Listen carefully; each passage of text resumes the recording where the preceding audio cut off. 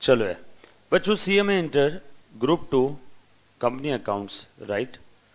Accounting standard हमने last lecture में start किए थे और मैंने आप लोगों से बताया था कि मॉड्यूल साथ में लेके आना है ना।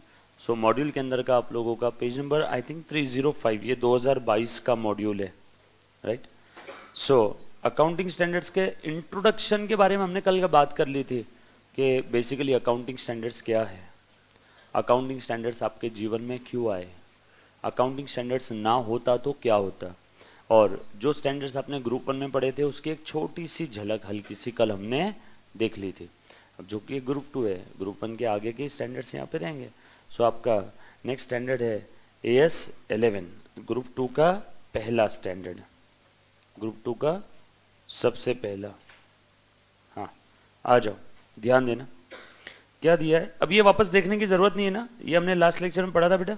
Are the return policy document issued by the expert accounting body और गवर्नमेंट अथॉरिटी, है ना। अब यहाँ पे एक्सपर्ट अकाउंटिंग बॉडी आने कौन है, ICAI।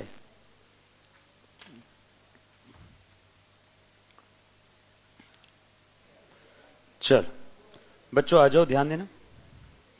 सो देखो बेटा, लास्ट लेक्चर में मैंने अकाउंटिंग स्टैंडर्ड का इंट्रोडक्शन आपको बता दिया था, अगर याद आ रहा होगा तो। Are the return policy document issued by the expert accounting body और गवर्नमेंट बॉडी और अदर रेगुलेटरी अथॉरिटी। इंडिया में एक्सपर्ट अकाउंटिंग बॉडी कौन है, ICAI, राइट। और टिल डेट ICAI ने कितने स्टैंडर्ड इशू किए, total 32, total 32 accounting standard issue किए, लेकिन अप्लीकेबल कितने आज के तारीख में, ओनली 27।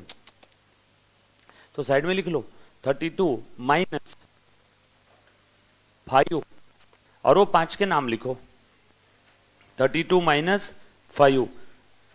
एक्चुअल में देना चाहिए था मॉड्यूल में, बट दिया नहीं है। 32 लिखो माइनस 5, वो पांचों के नाम लिख लो। सर कैसे लिखने का है, ये देखो ऐसे लिख लो, टोटल 32 अकाउंटिंग स्टैंडर्ड्स है, अप्लीकेबल 27, और विड्रॉन कितने किए अभी तक, विड्रॉ 5, और ये पांचों के नाम लिख लो, 1 2 3 4 5। हाँ कौन कौन से 5 है बेटा, AS 6, AS 8, AS 6 हो गया, 8 हो गया, 30, AS 31, AS 32। ये 5 के बाद स्टैंडर्ड विड्रॉ कर लिया, अभी अप्लीकेबल नहीं है, बराबर। 6 का नाम था डिप्रिसिएशन अकाउंटिंग, बराबर। 8 का नाम था accounting for research and development, R&D, आप लिखना रिसर्च एंड डेवलपमेंट। AS 30 का नाम है फिनेंशियल इंस्ट्रूमेंट, 31 का भी फिनेंशियल इंस्ट्रूमेंट, 32 का भी फिनेंशियल इंस्ट्रूमेंट।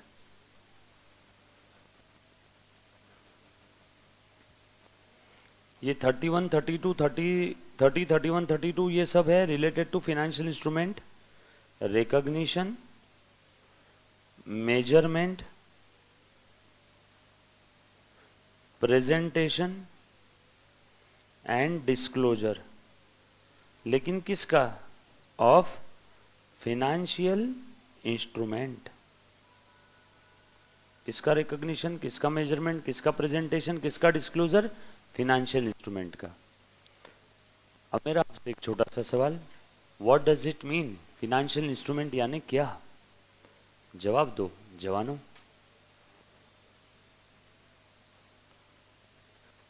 तो टोटल 32 स्टैंडर्ड इशू किए थे टिल डेट, उसमें से 5 स्टैंडर्ड ये अप्लीकेबल नहीं है, विड्रॉ कर लिया। इसमें 6, 8, 30, 31, 32, 30, 31, 32, 30, 31, 32 तीनों रिलेटेड टू फिनेंशियल इंस्ट्रूमेंट है। फिनेंशियल इंस्ट्रूमेंट का recognition, measurement, presentation and disclosure, RMPD। Actual में अकाउंटिंग स्टैंडर्ड ये ही 4 मुद्दों पे काम करते हैं, किसी पर्टिकुलर आइटम का या किसी पर्टिकुलर ट्रांजैक्शन का रिकॉग्निशन कैसे होगा, मेजरमेंट कैसे होगा, क्योंकि बगैर मेजरमेंट किया बुक्स में लिख सकते हो क्या उसको, नो, उसका प्रेजेंटेशन और उससे रिलेटेड एडिशनल डिस्क्लोजर कुछ है क्या।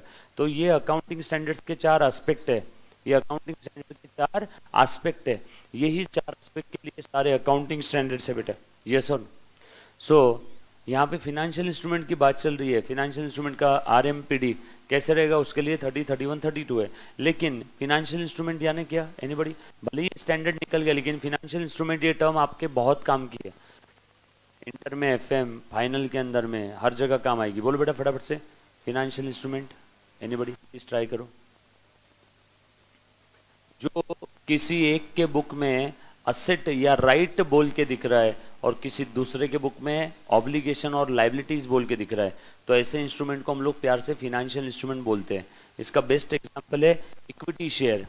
फिनेंशियल इंस्ट्रूमेंट का होशियार बच्चा इन्हें लिख लेता है चीजें, अगर पता नहीं है तो फटाफट से साइड में लिख लिया करो। So financial instrument basically such instrument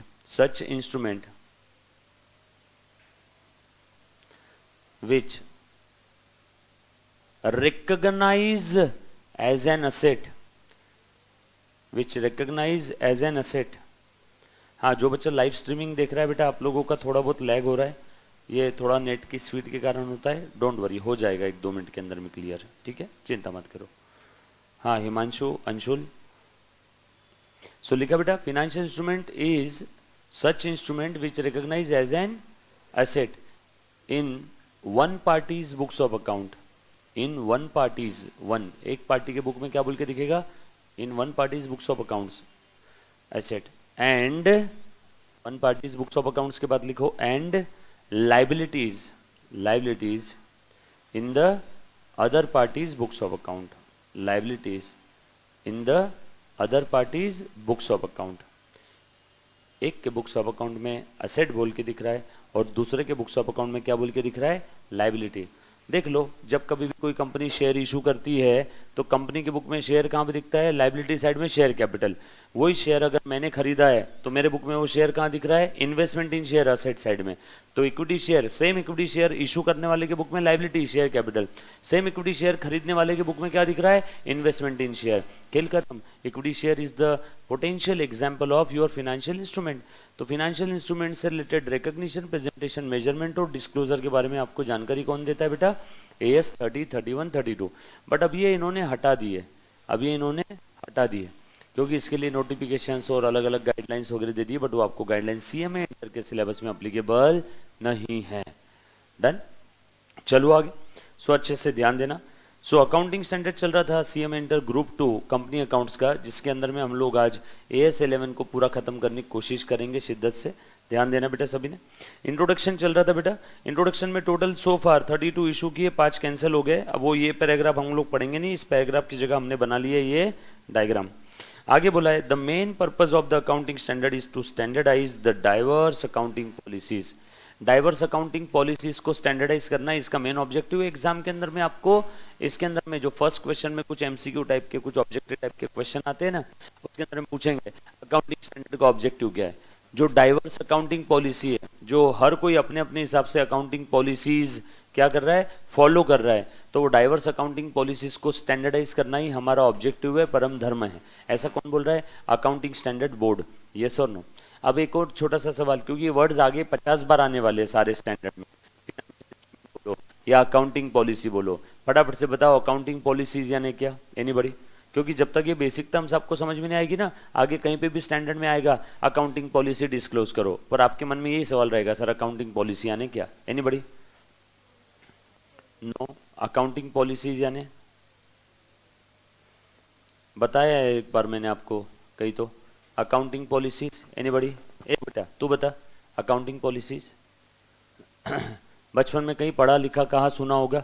accounting policies लिखो फटाफट से एरो बना करके, जितनी भी टर्म्स बता रहा हूँ आगे स्टैंडर्ड्स में काम आएगी। फिर वहां पे हम लोग बीच समुद्र में उतरने के बाद फिर आप मत बोलना कि सर अब ट्रेनिंग दो बेसिक की, बरोबर है क्या? तो ये टर्म्स आपको पहले से पता होनी चाहिए।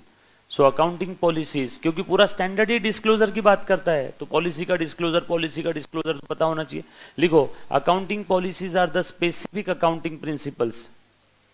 अब समझ में मैं क्यों थोड़ा बहुत नाराज था CMA इंटर के मॉड्यूल के साथ, क्योंकि इन्होंने ये सारे एब्रीवेशंस पहले से देने चाहिए थे कहीं ना कहीं, बरोबर है? तो लिखो, accounting policies are the specific accounting principles, accounting policies are specific accounting principles and अब चेक कर ले बेटा, अब लैग नहीं आ रहा होगा, मैंने रिफ्रेश किया इधर से। Accounting policies are the specific accounting principles and methods of applying and methods of applying and methods of applying those principles and methods of applying those principles। इसी को हम लोग प्यार से क्या बोलते हैं? Accounting policy. अब आपका सवाल, सर नहीं समझ में आया अभी भी। जवाब सुनो अच्छे से, ध्यान देना। देखो क्या लिखा मैंने यहाँ पे, स्पेसिफिक अकाउंटिंग प्रिंसिपल्स, है ना, and methods of applying those principles. चलो एक एग्जाम्पल दे रहा हूं। एग्जाम्पल, एक प्रिंसिपल है, गौर फरमाइए प्रिंसिपल की तरफ। प्रिंसिपल का नाम है revenue matching concept. Revenue matching principle है ना, पढ़ा है ना सभी ने? Revenue matching principle, one of the principle. अब ये प्रिंसिपल कहता है बेटा, आपका स्प्रेड में जो स्प्रेड से मैचिंग एक्सपेंसेस है against the revenue of the same spread, वो स्प्रेड के पी&एल में आएगा। जो स्प्रेड से रिलेटेड नहीं है वो स्प्रेड के पी&एल में नहीं आएगा, बरोबर है। अब ये प्रिंसिपल को मद्देनजर रखते हुए मैंने एक मशीन खरीदा जिसकी कॉस्ट है 100 और वो मशीन का यूजफुल लाइफ है बेटा 5 साल। अब बताओ वो पूरी की पूरी कॉस्ट स्प्रेड के रेवेन्यू के अगेंस्ट में सेट ऑफ हो जाएगी या मैचिंग के हिसाब से देखेंगे? मैचिंग के हिसाब से। तो आप लोग क्या करते हो, आपको समझाने के लिए देखो ये एक तरीका है, ये मैंने ऐसे कर दिया, बरोबर है। इसी को आप लोग प्यार से क्या बोलते हो रे? डेप्रिसिएशन। इसी को आप लोग क्या बोलते हो प्यार से? डेप्रिसिएशन। तो ये एक तरीका है, मेथड 1। कोई मुझे नाम बता पाएगा इस मेथड का? स्ट्रेट लाइन मेथड, बरोबर है। सो इस प्रिंसिपल को अप्लाई करने के लिए मैंने ये एक मेथड यूज किया। और भी एक मेथड है, बताओ। WDV फर्स्ट ईयर में 20, हाँ सेकेंड ईयर में 16,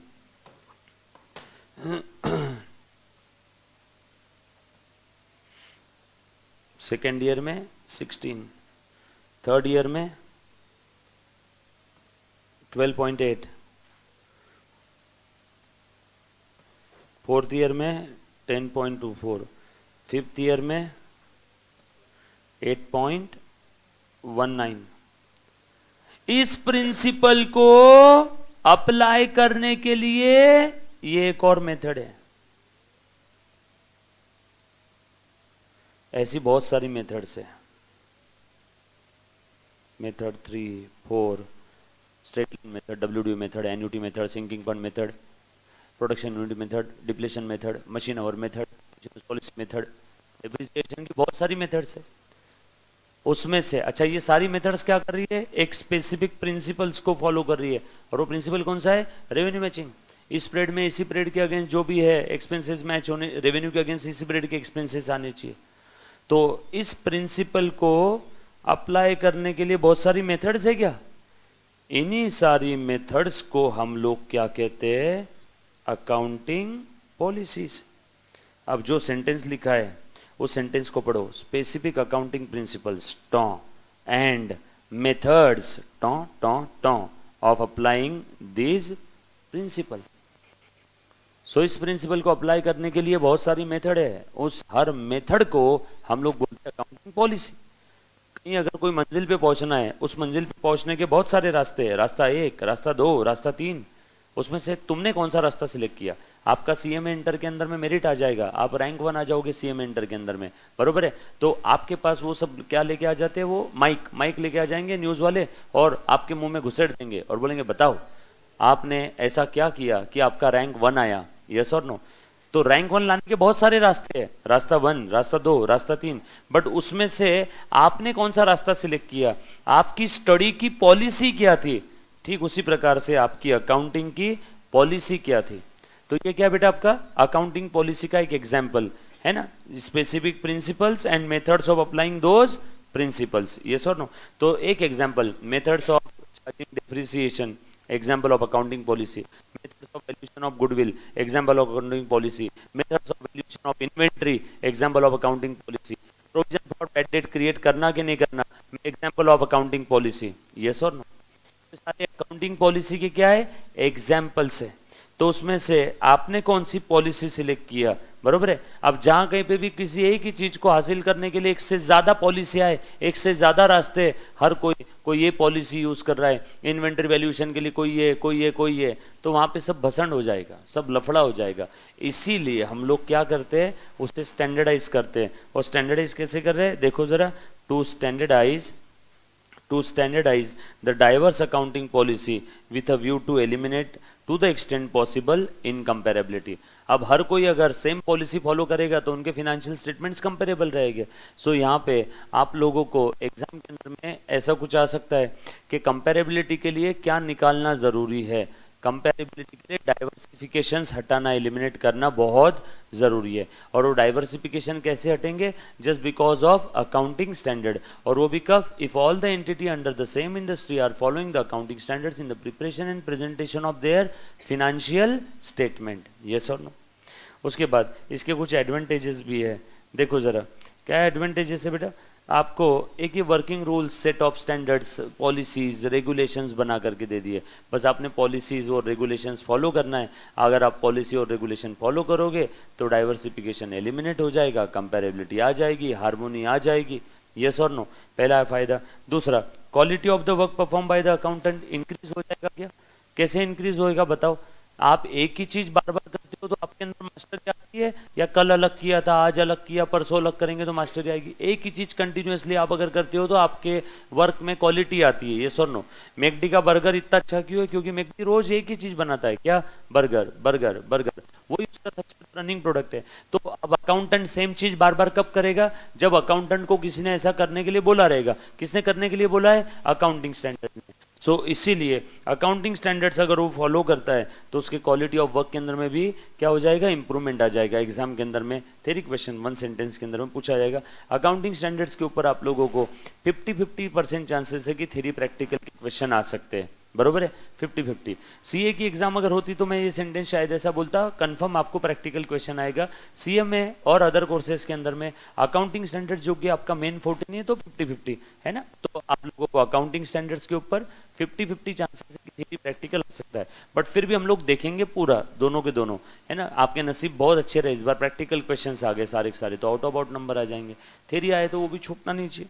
नेक्स्ट है बेटा, it strengthens the accountants resistance against the pressure from the director. बहुत ही प्यारा पॉइंट है, बट इन्होंने थोड़े से शब्द कमजोर यूज कर लिए यहाँ पे। मैं थोड़े से अच्छे शब्द यूज करके बताता हूँ।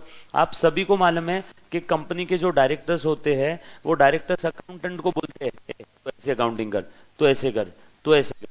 अकाउंटेंट बोल रहा है नहीं साहब, यहाँ पे स्ट्रेट लाइन मेथड या WDV मेथड फॉलो करना चाहिए। वो बोल रहा है नहीं तो सिंकिंग फंड मेथड या sum of years digit method follow कर। तो अकाउंटेंट के ऊपर प्रेशर आ जाता है, किसका, डायरेक्टर्स का या टॉप लेवल अथॉरिटी का, कि अकाउंटिंग हम जैसा बता रहे वैसा कर। तो ये हर बार अकाउंटेंट के ऊपर प्रेशर आ जाता है।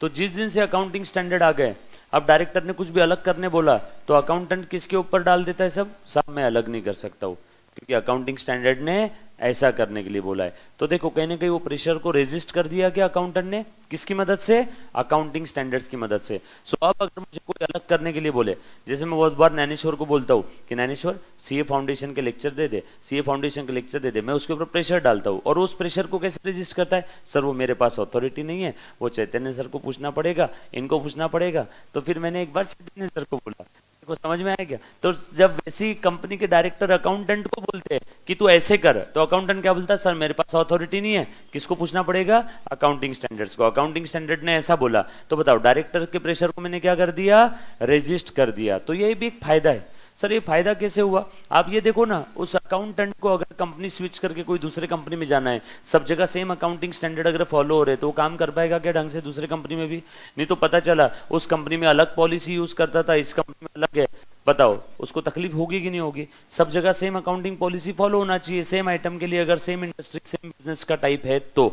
अगेन ये आखिरी में बोला काम का था, अगर बिजनेस अलग अलग है, पहले आप इलेक्ट्रिसिटी कंपनी में काम करते थे, अब आप बैंकिंग में जा रहे हो, तो वहां पे आप लोगों की काफी सारी पॉलिसीज चेंज होगी। मैं कब की बात कर रहा हूँ? Same industry same type of business के अंदर में अगर है, same type of business, yes और नो। उसके बाद लास्ट वाला एडवांटेज देख लेना, it ensures the various users of the financial statement to get complete crystal clear information on more consistencies. बराबर है क्या? क्रिस्टल क्लियर इंफॉर्मेशन, अगर आपने सारे अकाउंटिंग स्टैंडर्ड्स फॉलो किए, मतलब आपने सारे डिस्क्लोजर्स प्रॉपर दिए, मतलब कहीं ना कहीं users of the financial statement को ट्रांसपेरेंट और क्रिस्टल क्लियर इंफॉर्मेशन मिली है, यस और नो, तो ये अगला फायदा है। उसके बाद कुछ डिसएडवांटेजेस भी है बेटा। Most of the users likely to think that statements prepared using the accounting standards are infallible. Infallible का मतलब लिख लेना, है ना, ये हर एक इंसान की अपेक्षा रहती। ये अच्छा है वर्ड, अच्छे सुनना, रियल लाइफ में भी आप इसको किसी को कहीं पे इम्प्रेस करना है तो बोल सकते हो, है ना। सो ध्यान देना। डिसएडवांटेज पहला ये कि यूजर्स सोचते हैं कि अकाउंटिंग स्टैंडर्ड कंप्लाई किया मतलब सब कुछ करेक्ट ही है। समझ में आया क्या?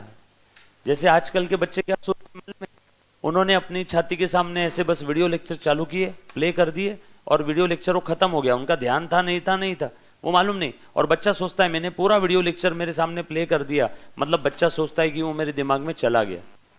गलत है। वीडियो लेक्चर सिर्फ प्ले करने से दिमाग में नहीं जाता है, उसमें घुस के देखना होगा। सर ने जोक मारा है तो उस पर जबरदस्ती हंसना होगा, तभी आप उसमें इन्वॉल्व हो पाओगे, यस और नो।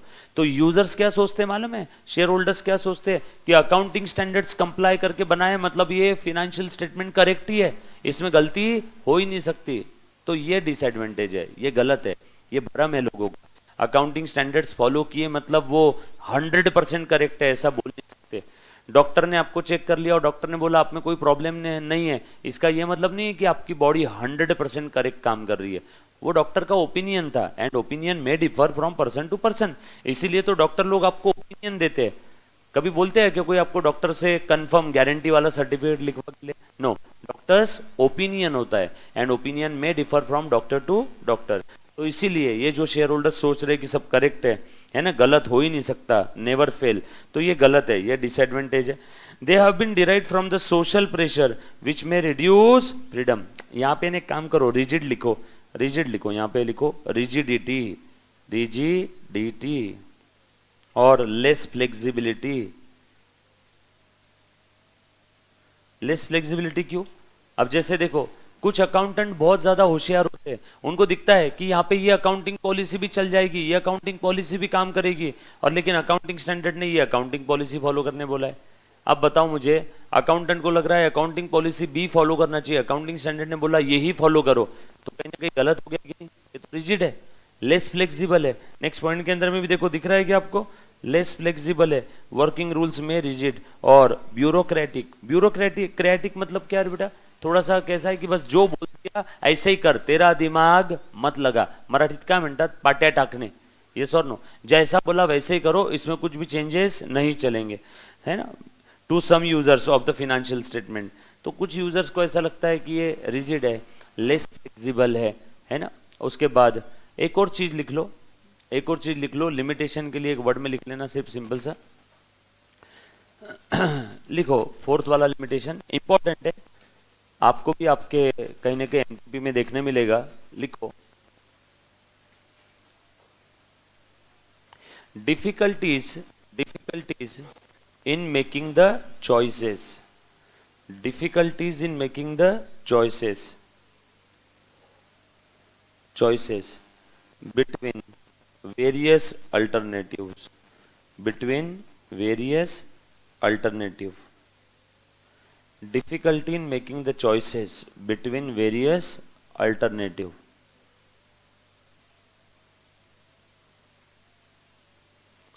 अभी क्या चीज है, अच्छे से लिख लेना। फोर्थ वाला डिसएडवांटेज लिखा बेटा सभी ने?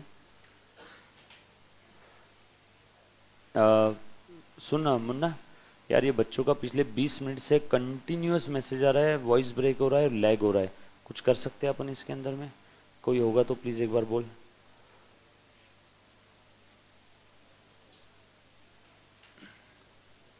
शुरू हुआ जब से आ रहा है, क्योंकि रिफ्रेश करके रखा है बट कुछ हो नहीं रहा है उसमें। डन। चलो आप लोग सुनो अच्छे से। क्या लिखा है बेटा, अच्छे से ध्यान देना। बोलो, difficulties in making choices among the various alternative. ये सबसे इंपॉर्टेंट वाला डिसएडवांटेज है। क्या होता है मालूम है, जब कभी भी एक सही है और एक गलत अकाउंटिंग पॉलिसी है तो वहां पे सिलेक्शन करना बहुत आसान है। एक सही और एक गलत के बीच में चूज करना आसान है।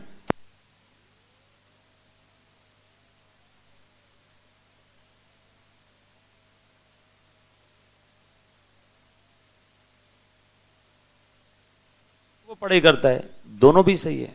एक बार फिर से बताता हूं, जो बच्चों को आवाज नहीं आ रहा था, रिकॉर्डेड लाइव स्ट्रीमिंग वालों को। डिफिकल्टीज इन मेकिंग चॉइसेस क्या बेटा, जब कभी भी एक सही और एक गलत होता है तो सिलेक्ट करना बहुत इजी है। लेकिन अगर मुझे किसी ने बोला चैतन्य का हाथ काटू या गला काटू, दो में से एक ही ऑप्शन है, इधर आ जाओ, चैतन्य को मैं दिखा देता हूं, तो बताओ अब क्या करना। हाथ काटना भी गलत है और गला काटना भी गलत है, लेकिन दोनों में से एक ऑप्शन सिलेक्ट करना है, तो मैं क्या काटूंगा, हाथ। एटलीस्ट जिंदा तो रहेगा, यस और नो। सो दो गलत के बीच में एक सही सिलेक्ट करना बहुत मुश्किल काम है, वो है 4th नंबर वाला पॉइंट। काफी बार आप लोगों को मालूम है कि दोनों अकाउंटिंग पॉलिसी सही है, लेकिन अब दोनों सही है तो कौन सी सिलेक्ट करना, इसलिए मैंने लिखवा के दे दिया। मेनी टाइम्स क्या प्रॉब्लम्स आती है, difficulties in making the right choice among the various alternative, yes और नो बेटा सभी ने।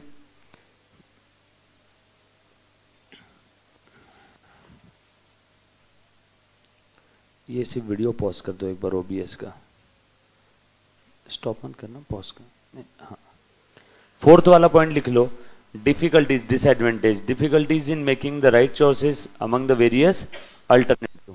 डन। चलो आगे बढ़ते हैं, ध्यान देना।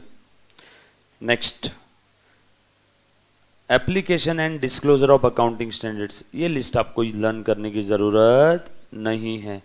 ये अकाउंटिंग स्टैंडर्ड्स जो प्रैक्टिकल बेस एप्लीकेशन है, कुछ ये है, और कुछ ऐसे अकाउंटिंग स्टैंडर्ड की लिस्ट दिया जिसके अंदर में मेजर फोर्स जो किया हुआ है वो डिस्क्लोजर पे, और कुछ ऐसे स्टैंडर्ड है जिसमें दोनों भी है। जैसे कि आपको इसमें भी दिखेगा, देखो कुछ कुछ स्टैंडर्ड्स जो दोनों जगह कॉमन मिलेंगे। 14 नंबर का, 14 नंबर का दिख रहा है क्या, मतलब 14 नंबर कौन सा है, अकाउंटिंग फॉर अमेलगमेशन, यस और नो। नाम सभी स्टैंडर्ड्स के आपको याद रहने चाहिए, बरोबर है। कब कहाँ तक मैंने नाम लर्न करवा दिए थे आपको, 10 तक, 10 तक नाम लर्न हो गए थे ना। AS1 disclosure of accounting policy, 2 valuation of inventory, 3 cash flow statement, 4 contingencies event, 5 profit loss private item, 6 depreciation, 7 आप लोगों का क्या था, कंस्ट्रक्शन, है ना। 7 के लिए मैंने क्या बताया था, कॉन्ट्रैक्टर, नहीं नहीं नहीं, लॉजिक क्या बताया था याद रखने के लिए, 7 के लिए बताया था ना। AS7 कंस्ट्रक्शन कॉन्ट्रैक्ट है। पुणे में बहुत सारे बिल्डर लोगों की गाड़ियों के नंबर देखो 7 ही होते, बहुत सारे बिल्डर के, जो बिल्डर होते हैं ना उनकी गाड़ियों के नंबर 7 होते हैं। बिल्डर क्या करते हैं, कंस्ट्रक्शन का काम, तो कंस्ट्रक्शन AS7।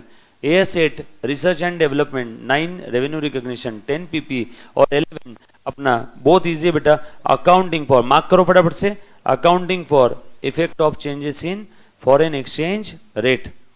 चल, accounting for effect of changes in foreign exchange rate, AS11। अच्छा, इसके अंदर में जब कभी भी आप ये स्टैंडर्ड करोगे, पढ़ोगे, तो आपके जीवन में कितनी करेंसी आने वाली है, देखो जरा, कितनी करेंसी, 2। वो 2 ऐसे नहीं बोलना, 2 ऐसे बोलना, रुपीस डॉलर, या रुपीस दिरहम, या रुपीस यूके का डॉलर, रुपीस ऑस्ट्रेलियन, पर कोई भी रहेगी, 2 करेंसी रहेगी ना। कितना दिख रहा है ये, 11 नंबर क्या है इसका, 11 रुपीस, और foreign currency, reporting currency foreign currency, yes और नो।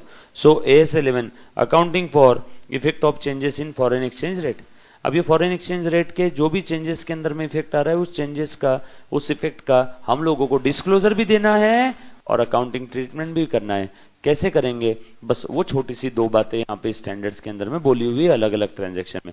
पहले तो ये बता दो ऐसे कौन से ट्रांजैक्शंस है, देखो यहाँ पे दिया है, statement supplies mandatory in respect of the transaction in foreign currency.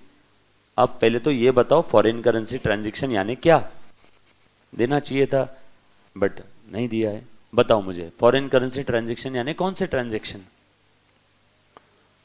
बोलो। हाँ तो सही जा रहे हो, ट्राई करो, सोचो सोचो। हेलो हेलो, हाँ बोल। आउट ऑफ इंडिया से कुछ, बिल्कुल सही है। Purchase purchase goods from out of India, other than Indian, अपना जो आपकी होम कंट्री वो छोड़ के कहीं और से परचेज किया है अपने, फॉरेन करेंसी ट्रांजैक्शन है। क्या परचेज किया होगा? माल। या तो क्या परचेज किया होगा? असेट। या तो और क्या हो सकता है? बाहर से क्या लिया है? लोन। या तो लोन को रिपे किया। ये सब क्या है बेटा? आपके फॉरेन करेंसी ट्रांजैक्शन है। यस और नो? अब जब कभी भी आप बाहर से कुछ खरीदते हो या आपको अगर पैसा देना बाकी है तो आपने खरीदा उस दिन रेट अलग था, जिस दिन पेमेंट किया उस दिन का रेट अलग था, तो डिफरेंस आ गया ना। डिफरेंस में भी फायदे वाला भी हो सकता है, फेवरेबल अनफेवरेबल भी हो सकता है। बस उस डिफरेंसेस के साथ कैसे कैसे डील करना है अलग अलग नेचर के ट्रांजेक्शन्स में, बस वो ही सारी बातें स्टैंडर्ड्स के अंदर में दी है। स्टैंडर्ड्स थोड़ा बड़ा है, बराबर है, अच्छे से ध्यान देना, इंपॉर्टेंट है। देखो, so accounting for transaction in foreign currency, अच्छे से ध्यान दो। क्या बोला है? ट्रांसलेटिंग द फिनेंशियल स्टेटमेंट, दूसरा ऑब्जेक्टिव, अच्छे से ध्यान देना। इसका उद्देश्य क्या है, ऑब्जेक्टिव क्या है, क्यों पढ़ रहे हैं, कहां कहां मैंडेटरी है। फिनेंशियल स्टेटमेंट को ट्रांसलेट करना है of the foreign branches for inclusion in the financial statement of the reporting enterprise. क्या चीज होती है? हर एक स्टेटमेंट, हर एक चीज समझ लेना। पहला तो क्या है? फॉरेन करेंसी ट्रांजैक्शन का अकाउंटिंग ट्रीटमेंट। दूसरा क्या है? मेरी एक ब्रांच है जो फॉरेन में है, लंदन में है। अब आप सभी को मालूम है कि आप लोगों को आपके साल के आखिरी में financial statement as per accounting standard number 21 क्या करना है? कंसोलिडेट करना है। मैं हेड ऑफिस हूं, मेरी ब्रांच लंदन में है। बताओ साल के आखिरी में जब मैं फिनेंशियल स्टेटमेंट बनाऊंगा तो हर एचओ हर ब्रांच का अलग अलग बनता है कि सबका मिक्स होके बनता है? मिक्स होके बनेगा ना। वो ब्रांच है मेरी, अलग एंटिटी नहीं है, वो मेरी ब्रांच है। तो साल के आखिरी में मुझे क्या करना है? फिनेंशियल स्टेटमेंट को क्या करना है? कंसोलिडेट करना है। अब वो तो लंदन में है, वो तो वहां पर यूके डॉलर फॉलो कर रही है, मैं इंडिया में हूँ रुपी फॉलो कर रहा हूँ। तो अब दोनों फिनेंशियल स्टेटमेंट को क्या करना है? कंसोलिडेट करना है। तो उसके लिए भी चाहिए क्या? So translating the financial statement of foreign branches for inclusion in, consolidate करके उस फॉरेन ब्रांच के फिनेंशियल स्टेटमेंट को रुपी में कन्वर्ट करके कहां जाके घुसा दूंगा? मेरे फिनेंशियल स्टेटमेंट में। तभी तो मर्ज होगा ना। मेरे फिनेंशियल स्टेटमेंट रुपी है, रुपी में रुपी मर्ज होता है, रुपी में डॉलर थोड़ी मर्ज होगा। इसीलिए ट्रांसलेट करना है। और वो ट्रांसलेट कैसे करे?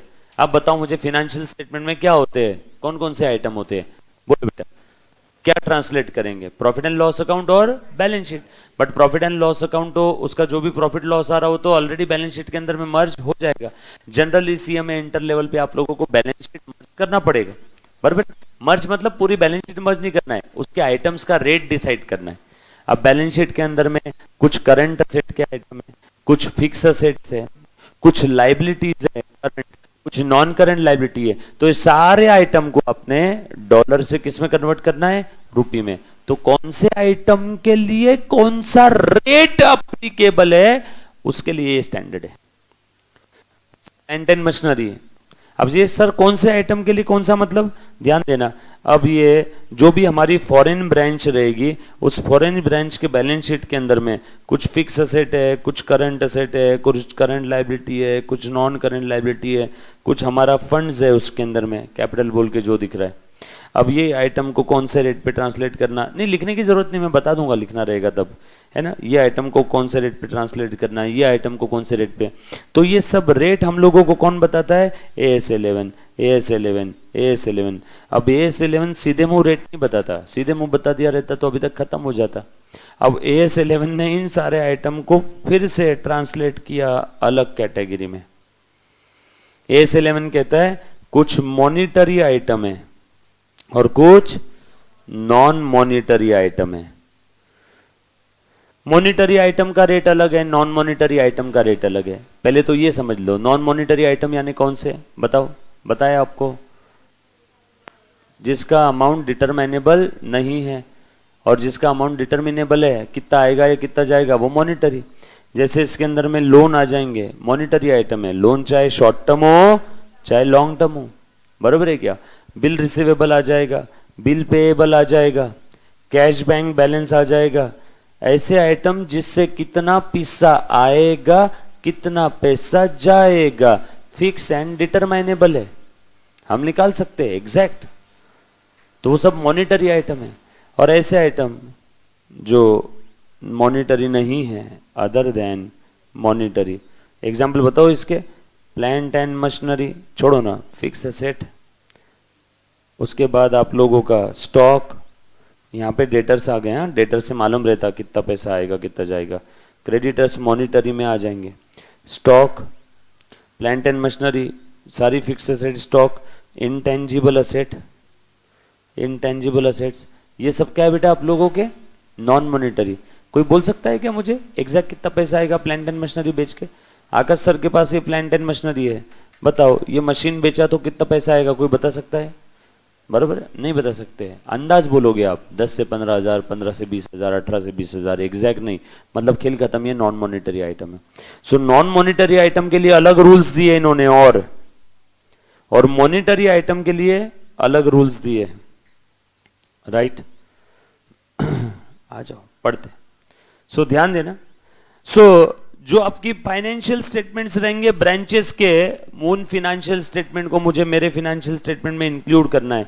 अब इंक्लूड करना है तो वो तो फॉरेन करेंसी में है, ये इंडियन रुपी में है। इंक्लूड करना है तो ट्रांसलेट करना है, ट्रांसलेट करना है तो उस ब्रांच के आइटम्स को मुझे पहले क्लासिफाई करना होगा। तो मॉनिटरी है कि नॉन मॉनिटरी है, आप लोगों का बेस बना रहो, क्योंकि जब हम लोग इसमें क्वेश्चन सॉल्व करेंगे तब आपको सबसे पहले डिसाइड करना है मॉनिटरी है कि नॉन मॉनिटरी।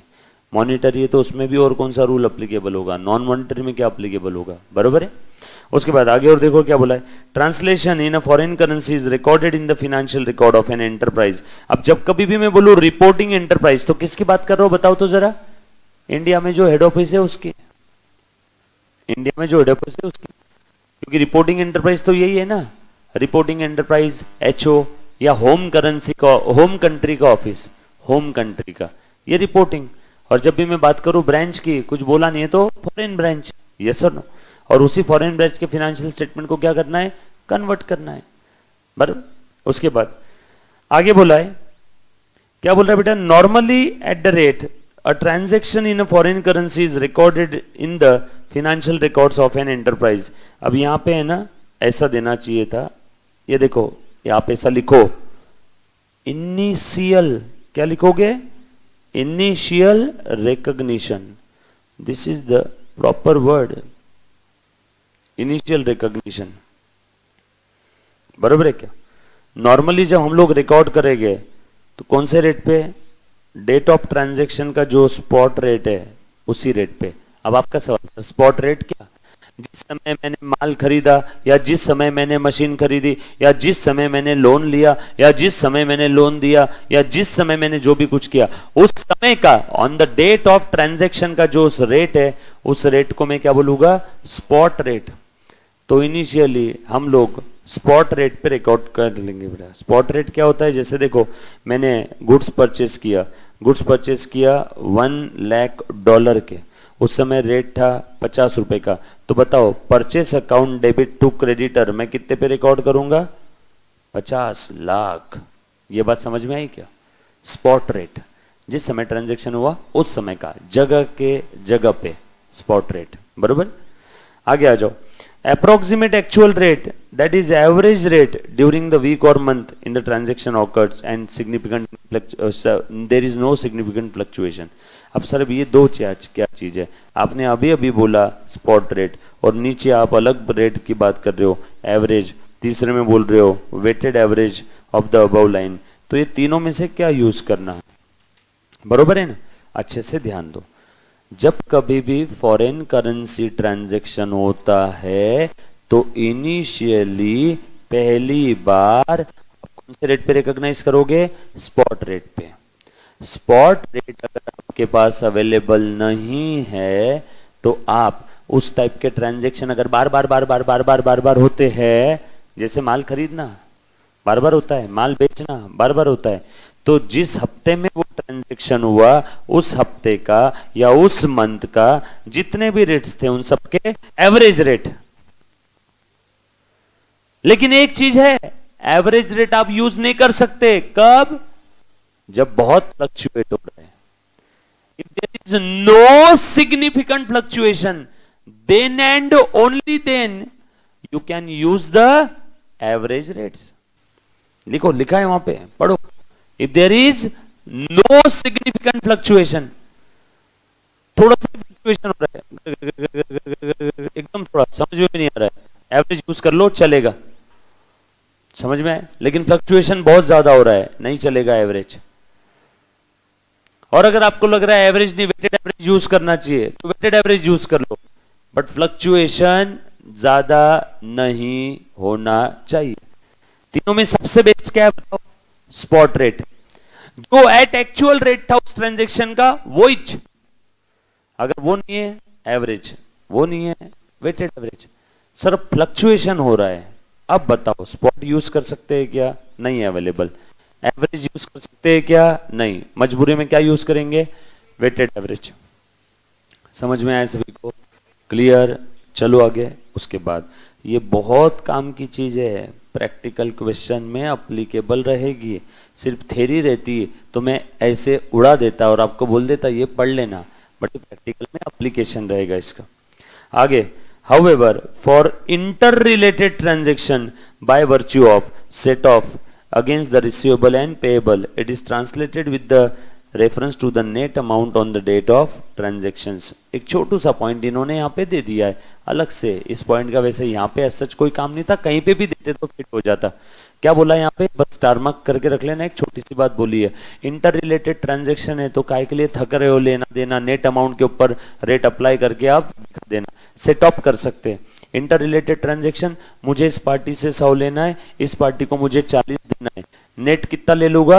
60 में ले लूंगा, और 60 को ही ट्रांसलेट कर लेंगे हम लोग, दैट्स इट, गेम ओवर। इसको बोलते हैं इंटर रिलेटेड ट्रांजेक्शन को सेट ऑफ कर देना। Inter company owing, inter branch owing, H और ब्रांच के बीच में ओइंग, आपस में लेना देना है तो सेट ऑफ कर लो।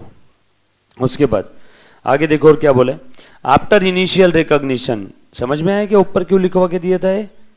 इनिशियल रिकॉग्निशन के बाद the exchange difference on the reporting date. बोलो रिपोर्टिंग डेट कौन सी डेट होती है? जितनी भी टर्म्स बता रहा हूं प्लीज अच्छे से लिखना, बाद में क्वेश्चन के अंदर में reporting enterprise, reporting date, spot rate, forward rate, future rate, सब मुश्किल हो जाए। रिपोर्टिंग डेट यानी कौन सी? गावरान भाषा में बैलेंस शीट डेट, जिस दिन फिनेंशियल स्टेटमेंट बना रहे वो डेट। सर ऐसा क्यों? फिनेंशियल स्टेटमेंट बना के आप क्या करते हो बेटा? रिपोर्ट करते हो, तो रिपोर्टिंग डेट यानी फिनेंशियल स्टेटमेंट की डेट, राइट? सो फिनेंशियल स्टेटमेंट की डेट पे अभी क्या करना है? अभी हमने क्या देखा था? Initial recognition. अब हम लोग क्या देख रहे हैं? रिपोर्टिंग डेट का रिकॉग्निशन। दोनों में फर्क क्या है कंपेयर करके बताता हूं, डोंट वरी, पहले समझ लो। अब रिपोर्टिंग डेट की मैं बात कर रहा हूं, मुन्ना अच्छे से ध्यान देना। इनिशियल रिकॉग्निशन हो गया, जिस दिन ट्रांजैक्शन हुआ था उस दिन कौन सा रेट ले लेना? फर्स्ट टाइम बुक्स में रिकॉर्ड कर रहे हो तो स्पॉट रेट।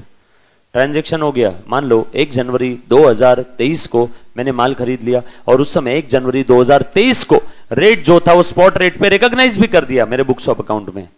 अब जनवरी बीता, फरवरी बीता, मार्च बीता, मार्च 31 मार्च आ गया, और वो जो माल खरीदा था ना 1 जनवरी को, वो माल आज भी मेरे बुक्स में दिख रहा है, बरोबर है? आज भी मेरे बुक्स में दिख रहा है। और माल खरीद लिया, उधारी थी, पैसा देना बाकी था, उसका पैसा मुझे आज देना है, 31 मार्च आ गई है, मैंने उसको बोल दिया साहब मैं पैसा 1 महीने बाद दूंगा। ठीक है, आप 1 महीने बाद दोगे, लेकिन 31 मार्च को फिनेंशियल स्टेटमेंट बनाओगे तो वो क्रेडिटर को किस पे दिखाओगे? कुछ समझ में आया क्या? सो रिपोर्टिंग डेट पे भी मुझे फॉरेन आइटम्स को ट्रांसफर करना पड़ेगा, क्योंकि 31 मार्च को तो जिससे उधारी में खरीदा वो क्रेडिटर, वो गोरा या गोरी जो भी होगी उधर की, उसको तो पैसे देना है ना, वो तो क्रेडिटर है, उसको कितना पैसा देना है? $1 लाख। जिस दिन खरीदा था मैंने उस दिन डॉलर का रेट था 50, आज रिपोर्टिंग डेट के दिन डॉलर का रेट है आपको समझाने के लिए 52। अब बताओ मुझे उसको कितना पैसा देना पड़ेगा? पर डॉलर 2 एक्स्ट्रा जाएगा क्या? वो अलग बात है, मैं आज नहीं दे रहा हूं, मैं 1 महीने बाद दूंगा, बट 31 मार्च को फिनेंशियल स्टेटमेंट में इसका इफेक्ट लेना पड़ेगा कि नहीं? बस वही इफेक्ट लेने के लिए अकाउंटिंग स्टैंडर्ड 11 है। AS 11 आपको वही तो समझाने की कोशिश कर रहा है। सर क्यों करना है? 50 लाख पे दिखा दो ना। नहीं नहीं, कंजर्वेटिज्म कॉन्सेप्ट। जब आपको मालूम है जिस दिन बैलेंस शीट बना रहे उस दिन आपका जो क्रेडिटर है, जो आप सपना देख के बैठे होगे 50 लाख देना है, बट डॉलर का रेट बढ़ गया है 2 रुपए से, अब 52 लाख देना है। सो भैया उस फ्यूचर में उन्होंने लॉस को आज रिकॉग्नाइज कर, कैसे रिकॉग्नाइज कर, उसी के लिए तो स्टैंडर्ड है। सर एक बार का फट से बता दो कैसे रिकॉग्नाइज करना है, क्यों इतनी पहली बुझा रहे हो? फट से नहीं बता सकते, एक आइटम नहीं है, अलग अलग आइटम है, अलग अलग आइटम के लिए अलग अलग रेट है, अलग अलग फॉरेन ऑपरेशंस है, कुछ इंटीग्रल है, कुछ नॉन इंटीग्रल है, हर केस में अलग अलग चीजें है। इसके लिए मैं एक सेंटेंस में नहीं बता पा रहा हूं, इसलिए मैं आप लोगों को पहले बेस बना रहा हूं। पिज्जा खाए ना कभी?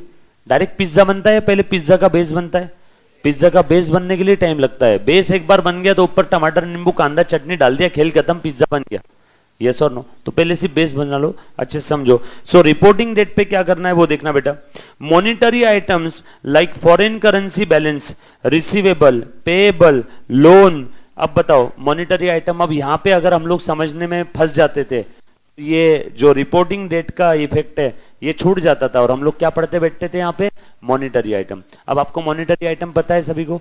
जैसे ही वर्ड बोल दिया मॉनिटरी आइटम, आपके दिमाग में आ गया ऐसे आइटम रिसीवेबल या पेएबल जिसका फिक्स डिटर्मिनेबल अमाउंट है, कितना आने वाला है कितना जाने वाला है, हम लोगों को एग्जैक्ट पता है। और आगे इन्होंने एग्जाम्पल भी दे दिया, monetary items like foreign currency balance. Foreign currency balance क्या है? फॉरेन करेंसी बैलेंस क्या है? मेरी एक ब्रांच है लंदन में और रिपोर्टिंग डेट के दिन उस ब्रांच से मुझे कितना लेना दिख रहा है, मान लो $1 लाख, तो फॉरेन करेंसी बैलेंस है जो उस ब्रांच से लेना है। तो ये भी तो आपके मॉनिटरी आइटम है, आपको एग्जैक्ट पता है कितना लेना है, $1 लाख, मॉनिटरी आइटम। या फिर रिसीवेबल है, पेएबल है, लोन्स एट क्लोजिंग रेट है। ओके, ये सब किस पे दिखाना है? लोन्स। एक काम करो, हाँ लोन्स, लोन्स के बाद आगे लिखो, आगे ऐसा करो, आगे ऐसा करो, कॉमा एक्सेट्रा, कॉमा एक्सेट्रा, और फिर डैश करके लिखो एट क्लोजिंग रेट। तो पढ़ने वाला बच्चा क्या बोलेगा? Loans at closing rate. समझ में आया क्या? तो ये सारे मॉनिटरी आइटम को रिपोर्टिंग डेट वाले दिन मुझे कौन से रेट पे कन्वर्ट करना है? क्लोजिंग रेट पे। ओ वाओ, अभी तक कौन से रेट चल रहे थे? Spot rate. मैंने जिस दिन ट्रांजैक्शन एंटर किया उस दिन का जो रेट था उस रेट पे मैंने इनिशियल रिकॉर्ड कर लिया। डोंट वरी, सारी चीजें रिकॉर्ड करके बताऊंगा बुक्स में। रिकॉर्ड कर लिया स्पॉट रेट। अब मैंने उधारी में माल खरीदा था, ये देखो उधारी में माल खरीद लिया मैंने। Purchase account debit to creditor, creditor कौन है? गोरा।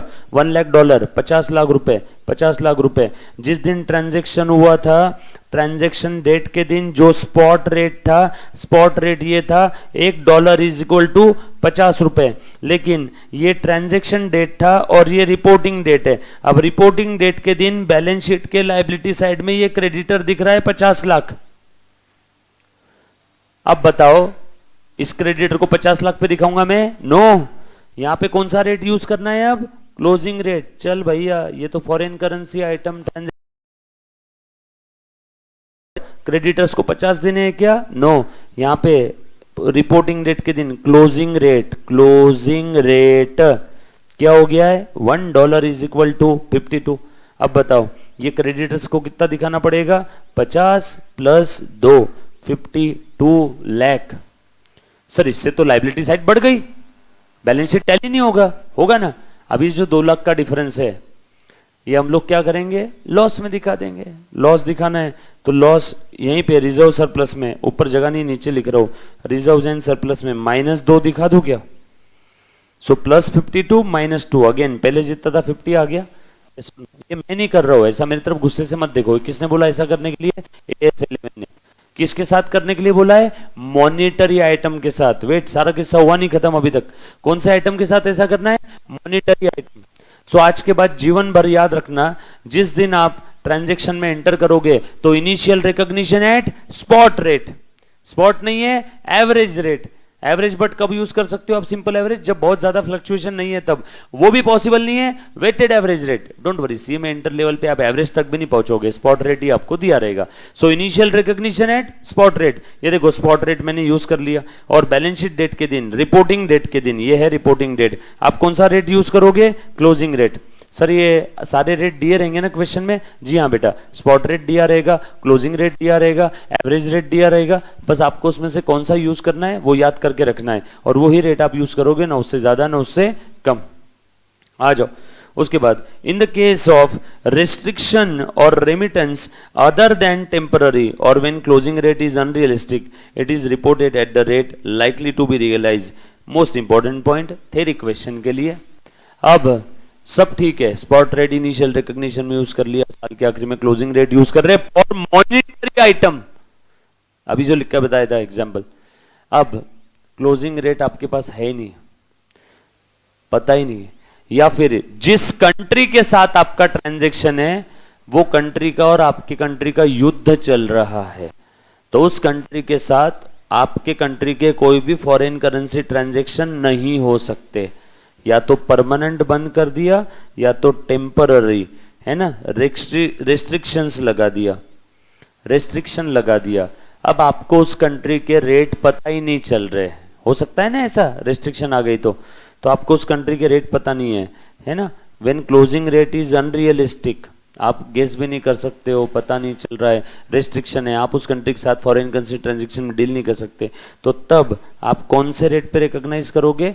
वो रेट पे जो आपको लगता है कि अगर इस असेट को मैं बेच दूं या इस असेट को मैं कहीं से खरीद लूं या ये लाइबिलिटीज अगर मैं इंडिया में या कोई और कंट्री में सेटल करता तो ऑन एन एवरेज एक अंदाज कितना रुपया देना पड़ता, उससे मिलती जुलती करेंसी कुछ तो अंदाज लगा के लॉजिकल बेसिस पे आपको वहां पे अजम्पशंस लगाना होगा कि इसको, इस असेट को या लाइबिलिटीज को, असेट को बेच दूं या लाइबिलिटीज पे ऑफ कर दूं तो कितना पैसा देना पड़ता था, बस उतने पैसे पर रिकॉग्नाइज कर लो। डोंट वरी, प्रैक्टिकल क्वेश्चन में ये सिचुएशन डालना इम्पॉसिबल है, इसलिए मैंने क्या बोला, इस पॉइंट के लिए थ्योरी क्वेश्चन आएगा, यस और नो, इस पॉइंट के लिए जो लास्ट में मैंने ब्रैकेट में डाला है। अदरवाइज कौन सा रेट यूज करेंगे? क्लोजिंग, और क्लोजिंग पॉसिबल नहीं है तो हम लोग कौन सा यूज करेंगे? लाइकली टू बी रियलाइज वाला, यस और नो। उसके बाद आगे देखो और क्या दिया है, नॉन मॉनिटरी आइटम्स के लिए क्या करना है? Non monetary items like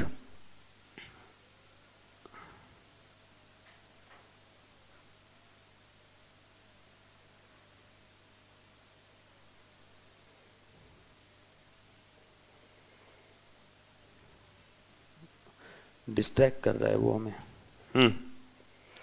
low बेटा, आफ्टर इनिशियल रिकॉग्निशन मॉनिटरी का हमने देख लिया, अब मैं बताने जा रहा हूं नॉन मॉनिटरी आइटम्स, फिर उसके बाद again non monetary items, most important paragraph of this standard, ठीक है। मॉनिटरी आइटम्स के लिए कौन सा रेट था बेटा? Closing rate. इनिशियली तो सब कुछ स्पॉट रेट, बाद में रिपोर्टिंग डेट के दिन मॉनिटरी आइटम है तो, नहीं तो बच्चा इनिशियली ये करना शुरू कर देगा, इनिशियल है तो मॉनिटरी, इनिशियल में मॉनिटरी नॉन मॉनिटरी कुछ नहीं, इनिशियल सब कुछ स्पॉट रेट, ईयर एंडिंग के समय रिपोर्टिंग डेट के समय तू मॉनिटरी है, closing rate to non monetary है, ध्यान दे। Like fixed asset which are recorded at historic cost, जो हमने ऑलरेडी हिस्टोरिक कॉस्ट पर रिकॉर्ड कर दिया, बचपन से पढ़ा है ना कॉन्सेप्ट, कॉस्ट कॉन्सेप्ट है ना। असेट आप खरीदते हो तो आपने एक्चुअल में एक्विजिशन कॉस्ट जो उसके लिए पे किया उस कॉस्ट पे आपने अकाउंटिंग करना है, ना उससे ज्यादा ना उससे कम। सो आपने वो असेट जिसको सब हिस्टोरिक कॉस्ट बेसिस पे रिकॉर्ड किया should be made at the rate on the date of transaction. यहां पे कौन सा रेट हो गया? एक्चुअल ट्रांजैक्शन डेट का रेट, सीधा सीधा बोलो ना सर, स्पॉट रेट। हाँ, किस में रे बेटा? नॉन मॉनिटरी में। मॉनिटरी आइटम के समय क्लोजिंग रेट, यहां पे स्पॉट रेट। क्या बात कर रहे हो सर, यहां पे नॉन मॉनिटरी में क्लोजिंग रेट नहीं लेना है क्या? नो, नॉन मॉनिटरी में आपको क्लोजिंग रेट लेने की जरूरत नहीं है। सर क्यों? मॉनिटरी आइटम में तो आपने क्लोजिंग ले लिया, मॉनिटरी आइटम के अंदर में उससे आपको फिक्स अमाउंट आने वाली है या देना पड़ेगा, और अमाउंट आएगी या देना पड़ेगा तो उस समय का रेट लेना पड़ेगा। मुझे एक बात बताओ, मैंने जिस दिन खरीदा था 3 महीने पहले उस गोरे को कितना पैसा देना था? $1 लाख। आज 3 महीने बाद, बरोबर है। अब अगर मैं पे करूं, आज के तारीख में उसे पे कर दूं तो मुझे $1 लाख के लिए 52 लाख देना पड़ेगा। मुझे यहां पे एक्चुअल में पैसा देना है फिक्स असेट का, मुझे क्या बेचना है क्या फिक्स असेट? आज फिक्स असेट मेरे पास ही रहने वाली है, फिक्स असेट मेरे पास ही रहने वाली है। मेरी लंदन में एक ब्रांच है, उस ब्रांच के अंदर में फिक्स असेट पड़ी है, वो fix asset non monetary item है। अब उस ब्रांच की असेट को मेरी असेट में मर्ज करना है, तो वो फिक्स असेट के लिए मैं क्लोजिंग रेट लेके क्या ही उखाड़ लूंगा? क्यों लेना है क्लोजिंग रेट? बेचने वाले हो क्या आप? क्यों लेना है likely to realise rate? Fix asset को बेचने वाले हो क्या? फिक्स एसेट कॉस्ट पे दिखेगी तो रेट भी वही ले लो ना, पुराना वाला। पुराना वाला यानी कौन सा रेट? ट्रांजैक्शन के समय जो रेट था वही। ये बात समझ में आई क्या? वापस सुन, हम लोग ऐसे आइटम जिसको कैश में कन्वर्ट करने वाले, उसके लिए कौन सा रेट ले लेते हैं? Closing rate. ऐसे आइटम जिसको मैं कैश में कन्वर्ट नहीं करूंगा, अब जैसे आकाश सर ने पीसी बेचने के लिए लाया है क्या? नो, आज भी एपीसी उनके बैलेंस शीट में वही रेट पे दिख रहा है। कौन से? हिस्टोरिक कॉस्ट केस पे, जिस समय जो खरीदा था। नहीं सर, डिप्रिसिएशन से कम हुआ होगा। अरे प्रोविजन फॉर डिप्रिसिएशन होगा, ग्रॉस वैल्यू पे दिख रहा है। तो ठीक उसी प्रकार से मेरी लंदन में एक ब्रांच है, वहां पे एक मेरी प्लांट एंड मशीनरी है। उस प्लांट एंड मशीनरी को मुझे यहाँ के प्लांट एंड मशीनरी के साथ फाइनेंशियल स्टेटमेंट में मर्ज करना है। मर्ज करना है तो मुझे उस प्लांट एंड मशीनरी को कौन से वैल्यू में कन्वर्ट करना है? रुपी में। यहाँ की प्लांट एंड मशीनरी तो रुपी में है, वहां की प्लांट एंड मशीनरी को किसमें कन्वर्ट करना है? रुपी में। तो वो कन्वर्ट करने के लिए रेट कौन सा लेना है, उसकी बात चल रही है। कुछ बच्चे सोच रहे होंगे सर हमारे यहाँ पे जो प्लांट एंड मशीनरी है उसको क्यों कन्वर्ट? अरे मैं मेरी प्लांट एंड मशीनरी तो ऑलरेडी रुपी में, उसको कन्वर्ट नहीं कर रहा हूं। मेरी जो लंदन में ब्रांच है, वहां के ब्रांच का जो फाइनेंशियल स्टेटमेंट है, उस फाइनेंशियल स्टेटमेंट को मुझे मेरे फाइनेंशियल स्टेटमेंट में इंक्लूड करना है। इंक्लूड करना है तो वो फाइनेंशियल स्टेटमेंट के मॉनिटरी और नॉन मॉनिटरी आइटम को कन्वर्ट करना है। तो उनको कन्वर्ट करने के लिए कौन सा रेट यूज करना है, उसकी बात चल रही है। समझ में आया क्या? इसीलिए मैं मॉड्यूल से नाराज था। ये सारी चीजें उन्होंने लिखी नहीं है, आधे अधूरे शब्द दिए। बच्चा कैसे क्या सोचेगा? कहीं भी ऐसा लिखा है क्या? पढ़ो एक भी पैराग्राफ के अंदर में। ये बात समझ में है सभी को? तो मुझे उस प्लांट एंड मशीनरी को, अब वो प्लांट एंड मशीनरी, कुछ बच्चे बोलेंगे सर आज के वैल्यू पे कन्वर्ट करो। क्यों भैया? वो प्लांट एंड मशीनरी को आज के रेट पे क्यों कन्वर्ट करूंगा? मैं बेचने वाला हूं क्या उसको? आज नहीं बेचूंगा ना। तो इसलिए जो पहले का रेट था वही रेट चलने दो, सिंपल है। सो नॉन मॉनिटरी आइटम के लिए कौन सा रेट बेटा? एक्चुअल ट्रांजैक्शन वाला रेट, यानी कौन सा रेट? Spot rate. उसके बाद पर नॉन मॉनिटरी आइटम में मैंने कौन सी एसेट लिया था? फिक्स एसेट, वो जो हिस्टोरिक कॉस्ट पे दिख रही थी, वो जो हिस्टोरिक कॉस्ट पे दिख रही थी। कौन सी फिक्स एसेट? वो जो हिस्टोरिक कॉस्ट पे दिख रही थी। आ जाओ फिर से नॉन मॉनिटरी आइटम है। Non monetary items other than fix asset, ऊपर फिक्स एसेट कवर कर लिया ना, तो नीचे क्या आया? Other than fix asset. और वो जो फेयर वैल्यू या एनआरवी पे हम लोग कैरी कर रहे हैं ऑन द डेट, बरोबर है, रिपोर्टिंग डेट। तो हम लोग कौन से वैल्यू पे लेंगे बेटा? अच्छे से ध्यान देना। सो दे आर डिटरमाइंड, कौन से डेट के दिन? बैलेंस शीट डेट के दिन जो भी रेट रहेगा वो रेट। तो यहां पे लिखो ना सीधा सीधा क्लोजिंग रेट। खेल खत्म। अच्छे से ध्यान देना, वापस सुनो। सर इसका है ना चार्ट बना दो। सो आइटम्स कौन कौन से है? Monetary, non monetary. मॉनिटरी में फिक्स एसेट कौन सी? वो जो ऑलरेडी हिस्टोरिक कॉस्ट पे शो हो रही थी। फिक्स एसेट कौन सी? वो जो कैरीड एट फेयर वैल्यू है। इसके लिए क्लोजिंग रेट, इसके लिए स्पॉट रेट यानी ट्रांजैक्शन डेट का रेट, और इसके लिए क्लोजिंग रेट लिख लो। डन। ये सब उस फॉरेन ब्रांच के फिनेंशियल स्टेटमेंट को कन्वर्ट करने के लिए रेट यूज कर रहे हैं। सर रेट यानी क्या? $1 50 का, $1 52 का, $1 40 का, $1 45 का, ये है रेट। 1 का 10, 1 का 50, 1 का 20, 1 का 10, ये सब रेट। तो हम लोगों को इस रेट की मदद से कन्वर्ट करना है फॉरेन ब्रांच के फिनेंशियल स्टेटमेंट को इंडियन करेंसी में। सर कन्वर्ट करके अचार डालोगे क्या? नो, कन्वर्ट करके हम लोग हमारे फिनेंशियल स्टेटमेंट में उसको मर्ज करेंगे, बराबर। अब वो कन्वर्जन के लिए कौन से आइटम के लिए कौन सा रेट है, वो हम लोग यहां पे लिख रहे हैं। लिखा बेटा सभी ने? Don't worry, easy, 6-7 he standard है, ज्यादा समय नहीं लगेगा। अच्छे से पढ़ो। अगर ऊपर ऊपर से पढ़ के गए तो एग्जाम में क्वेश्चन नहीं अटेम्प्ट कर पाओगे। डन। स्क्रॉल कर दूं इसको? लिखा सभी ने? हाँ बोल। कौन सा? तो मैंने लिख दिया ना। अच्छा, वो फिक्स असेट जो फेयर वैल्यू पे है, हिस्टोरिक कॉस्ट वाली यहां पे ले ली, ऐसा लिख लो, अदर देन फिक्स असेट जो कैरी हो रही थी एट हिस्टोरिक कॉस्ट, वो यहां पे लिख दिया। तो यहां पे अदर लिखने की जरूरत नहीं ना। देख नीचे मैंने लिखा है, ये देख, ये फिक्स असेट कौन सी, जो हिस्टोरिक कॉस्ट पे है, ये फिक्स असेट कौन सी, जो फेयर वैल्यू पे है। समझा? डन। नेक्स्ट आ जाओ। सो मॉनिटरी नॉन मॉनिटरी आइटम की बात हो गई। आफ्टर इनिशियल रिकॉग्निशन की बात है। ये कब की बात है बेटा? रिपोर्टिंग डेट की। बताओ तो इनिशियल रिकॉग्निशन कैसे होगा बेटा? Initial recognition spot rate, after initial recognition reporting date पे मॉनिटरी और नॉन मॉनिटरी आइटम की बात चल रही है। आ जाओ now most important point guys, exchange difference on the repayment of liabilities incurred for acquiring the fixed asset should be adjusted in the carrying amount of the fixed asset on the reporting date। भाई साहब बहुत बड़ी बात इसने 1.5 sentence में खत्म कर दी। ध्यान से सुनना। मैंने एक प्लांट एंड मशीनरी परचेस किया था, बरोबर है, $1,00,000 का प्लांट एंड मशीनरी था, खरीदा था 1 जनवरी 2022 को, 31 मार्च है, उधारे में लिया था, बरोबर है, $1,00,000 का।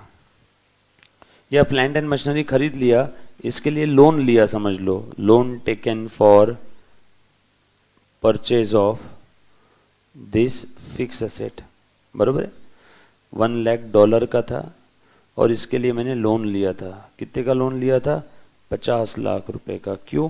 क्योंकि जिस दिन ट्रांजैक्शन हुआ उस दिन का स्पॉट रेट था ₹50 $1 के लिए। 50 लाख का लोन लिया था मैंने। अब ये बैलेंस शीट डेट है, बरोबर, liability side, asset side, scenario समझना, काम का चीज़ है। अब यहाँ पे अगर आप लोगों को ऐसा दिखा कि इसका रेट कितना हो गया 52, एक्स्ट्रा देना पड़ रहा है, रीपेमेंट ऑफ लायबिलिटी की बात चल रही है। देखो ज़रा क्या बोल रहा बेटा, exchange difference on repayment of liability incurred for acquiring the fix asset should be adjusted in the carrying amount of the fix asset on reporting date. आपने लोन रिपे कर दिया, 50 की जगह आपको कितना देना पड़ा वहाँ पे 52 लाख रुपए। तो यहाँ पे अब आप क्या करोगे मालूम है क्या? 2 लाख का जो डिफरेंस है, जो आपकी फिक्स असेट कितने की दिख रही थी 50 की, अब आप उसको कितने पे दिखाओगे 52 पे। पीएनएल में मत डालना इसको, इसको आप कहाँ दिखा दोगे? उस असेट के कैरिंग अमाउंट में ऐड कर दोगे, उस असेट के कैरिंग अमाउंट में ऐड कर दोगे। मैं नहीं बोल रहा हूँ, ऐसा कौन बोल रहा है? AS 11 बोल रहा है। So in the case of exchange differences on the repayment of the liability और loan taken for the purchase of fixed asset in the foreign currency, in that case at the time of repayment, जो कुछ भी difference रहेगा repayment के समय, अगर आपने extra दिया तो कहाँ पे ऐड कर देना? कैरिंग अमाउंट में। असेट की कैरिंग अमाउंट जो भी थी उसमें ऐड कर दो। सीधा सीधा बोलो ना यार, कैपिटलाइज करने की बात कर रहे हैं। कैरिंग अमाउंट में ऐड करना मतलब कैपिटलाइज करना। आ जाओ, ठीक है। The same concept applies to the revaluation as well. Revaluation यानी प्रैक्टिकल क्वेश्चन के साथ बताऊंगा, क्योंकि रिवैल्यू एक्चुअल में करके देखेंगे, है इसका प्रैक्टिकल क्वेश्चन।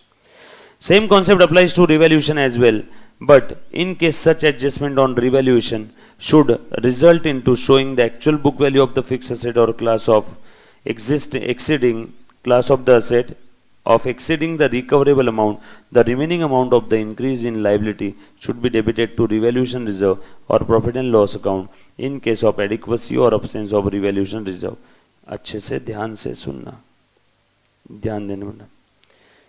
एग्जाम्पल बता देता हूँ, डमी एग्जाम्पल, प्रैक्टिकल हम लोग करेंगे बाद में। मान लो अब अगर मैंने कोई असेट को रीवैल्यू किया, सेम कॉन्सेप्ट जो हमने अभी अभी यहाँ पे देखा, सेम कॉन्सेप्ट कहाँ के लिए भी अप्लीकेबल है बेटा? रिवैल्यूएशन के लिए। बट रिवैल्यूएशन की वजह से क्या हुआ मालूम है क्या?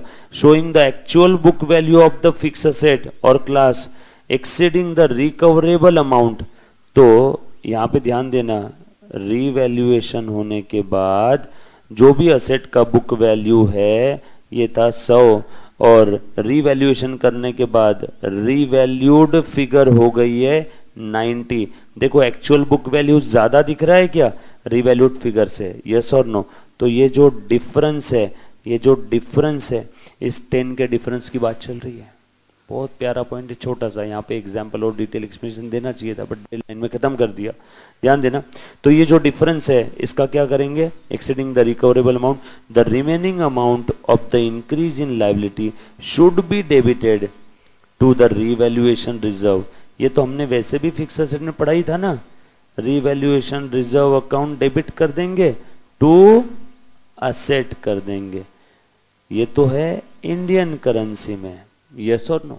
इसको हम लोगों को एक्सचेंज रेट की मदद से कन्वर्ट भी करना होगा। अच्छा, यहाँ पे एक और रास्ता इन्होंने दे दिया, अगर रीवैल्यूएशन रिजर्व अब्सेंस है, नहीं है, तो क्या कर सकते हैं, पीएनएल में भी डेबिट कर सकते हैं, लिखा है ना। और पीएनएल किस केस में, अगर रीवैल्यूएशन रिजर्व नहीं बनाया तो।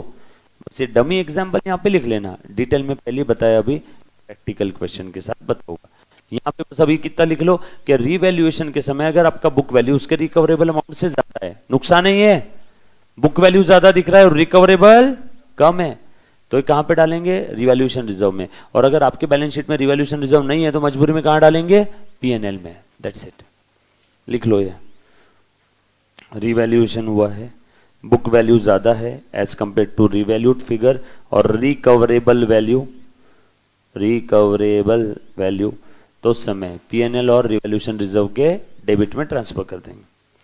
नेक्स्ट, अच्छे से ध्यान दो, A6 का ये कट कर देना। देखो ये वाला पैराग्राफ अप्लीकेबल नहीं है, A6 है ही नहीं, बरोबर है। Disclosure requirement of the AS11, आ जाओ, जब कभी भी डिस्क्लोजर आ जाए तो समझ जाना उस स्टैंडर्ड का अंत है। डिस्क्लोजर क्या होते रहे, हर स्टैंडर्ड जाते जाते कुछ ना कुछ बोल के जाता है। जैसे आप अगर अदर देन पुणे से रहते हो, आपके मम्मी पापा आपके पास यहाँ पे मिलने के लिए आए, तो जाते जाते वो आपको बोल के जाते हैं ना बहुत सारी चीजें, बेटा मैं तेरे को डांट दिया, बुरा मत लगने देना, खाने का ध्यान रखना, ये करना वो करना, बोल के जाते हैं कि नहीं? तो जाते जाते समय डिस्क्लोजर देके जाते हैं बहुत सारी चीजों का, समझा के जाते हैं कि ऐसा करना वैसा करना। तो बस वैसे ही जाते जाते स्टैंडर्ड्स आपको कुछ बोल के जा रहा है, ये चीजों पे आपने डिस्क्लोजर देना, ऐसा करना। कौन कौन से डिस्क्लोजर है, वेरी इंपॉर्टेंट है। डिस्क्लोजर के ऊपर थ्योरी क्वेश्चंस पूछे जाते हैं। Amount of exchange difference included in the net profit और लॉस फॉर द पीरियड। तो ये जितने भी सब लफड़े किए ना आपने, एक्सचेंज डिफरेंसेस, लॉस हुआ, फायदा हुआ, वो सब amount of exchange difference profit और लॉस के करंट पीरियड में कितना है सेपरेटली दिखाओ, यस और नो? डिस्क्लोजर देना पड़ेगा।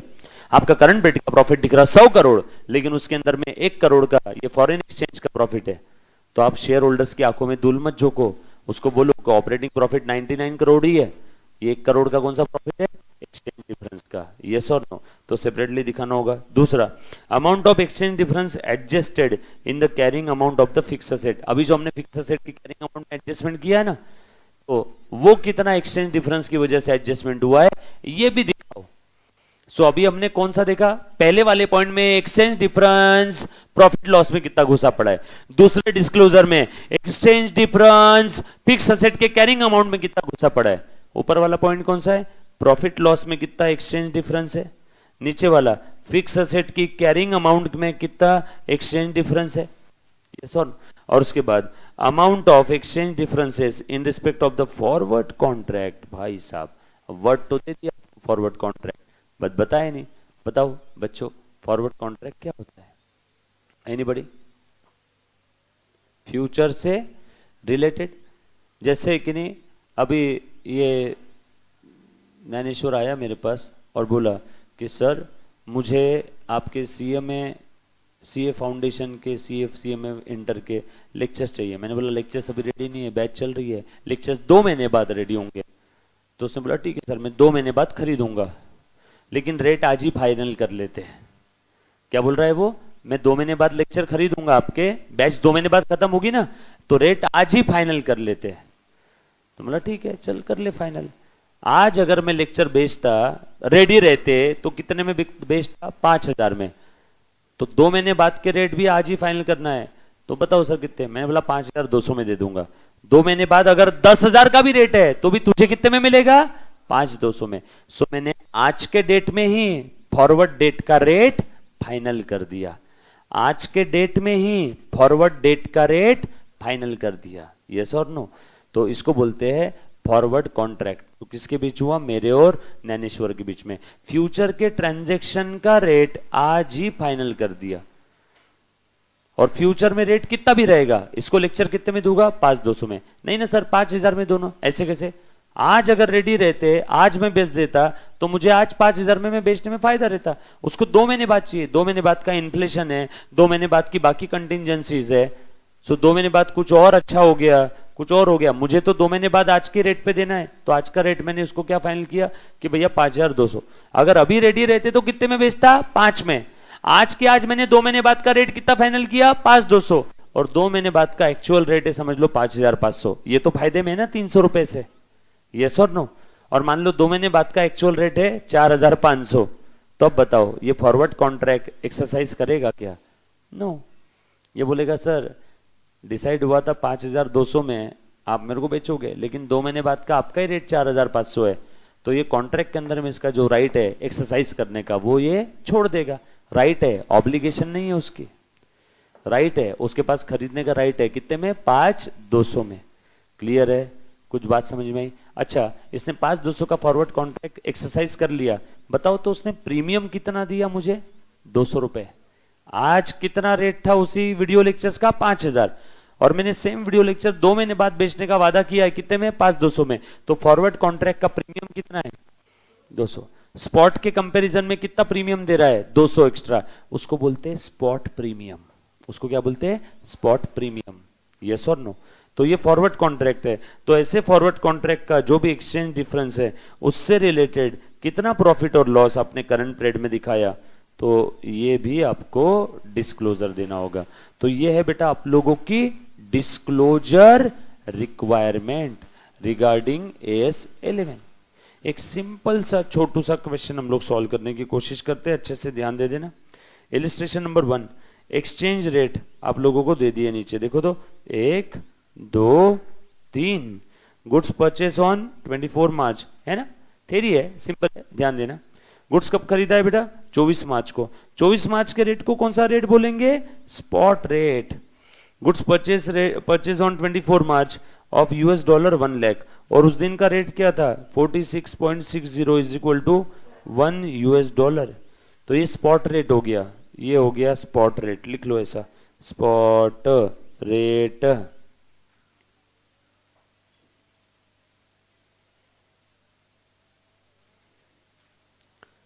यार ये बच्चों को है ना वॉइस का प्रॉब्लम आ रहा है, कंटिन्यूस मैसेज आ रहा है, वॉइस ब्रेक। तुमको भी आवाज लग रहा है क्या ब्रेक हो रहा है? ये अच्छे बच्चे बोल रहे हैं हमारे कान में चिड़िया उड़ रही है। शायद रिकॉर्डिंग आप लोगों का सही रहेगा, है ना।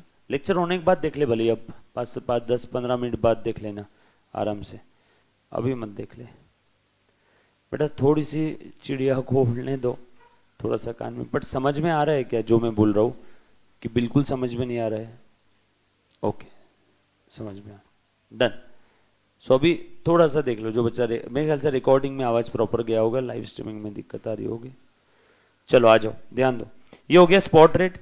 अब एक्सचेंज रेट ऑन 31 मार्च, ये कौन सा हो गया बेटा, बताओ तो, कौन बोलेगा मुझे कौन सा रेट है? Closing rate.